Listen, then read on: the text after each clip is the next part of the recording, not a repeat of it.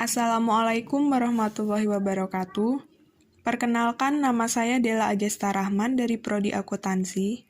Di sini saya akan menjelaskan sedikit materi tentang sasaran pasar untuk memenuhi tugas mata kuliah manajemen pemasaran.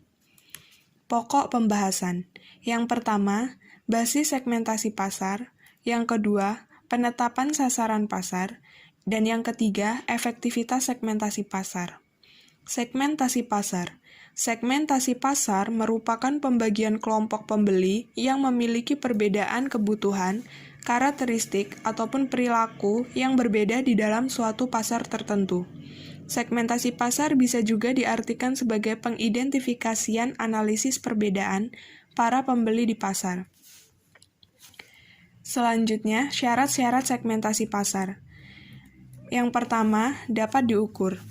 Ukuran, daya beli, dan profil pasar harus dapat diukur dengan tingkat tertentu.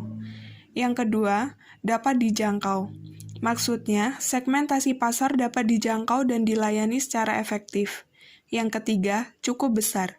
Segmentasi pasar cukup besar atau cukup memberi laba yang dapat dilayani. Suatu segmen merupakan kelompok homogen yang cukup bernilai untuk dilayani oleh program pemasaran yang sesuai. Yang keempat, dapat dibedakan. Differentiable, berarti segmen tersebut dapat dibedakan dengan jelas. Dan yang kelima, dapat dilaksanakan. Actionable, berarti segmen tersebut dapat dijangkau atau dilayani dengan sumber daya yang dimiliki perusahaan. Jenis-jenis segmentasi pasar. Yang pertama, segmentasi pasar berdasarkan geografi. Pada segmentasi ini, pasar dibagi ke dalam beberapa bagian geografi seperti negara, wilayah, kota, dan desa. Daerah geografi yang dipandang potensial dan menguntungkan akan menjadi target operasi perusahaan.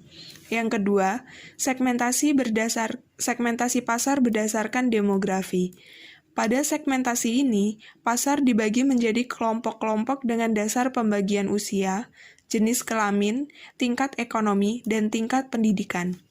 Yang ketiga, segmentasi pasar berdasarkan psikografi. Segmentasi psikografi menelaah bagaimana konsumen dengan segmen demografi tertentu merespon suatu stimuli pemasaran. Yang keempat, segmentasi pasar berdasarkan sosiokultural.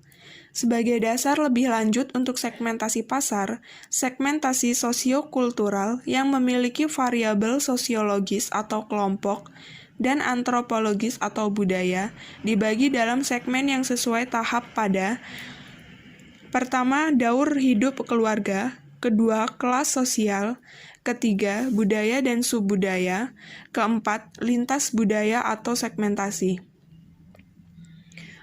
segmentasi pemasaran global. Penetapan pasar.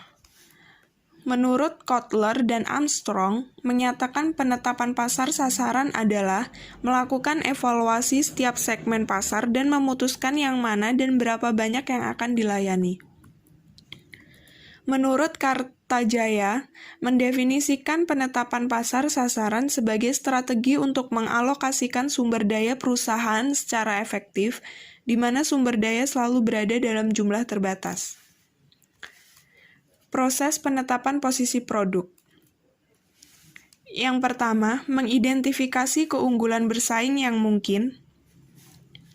Keunggulan bersaing adalah keunggulan terhadap pesaing yang diperoleh dengan menawarkan nilai yang lebih besar kepada konsumen, baik melalui harga lebih murah maupun dengan memberikan manfaat produk yang lebih banyak sehingga sesuai kalaupun harganya tinggi.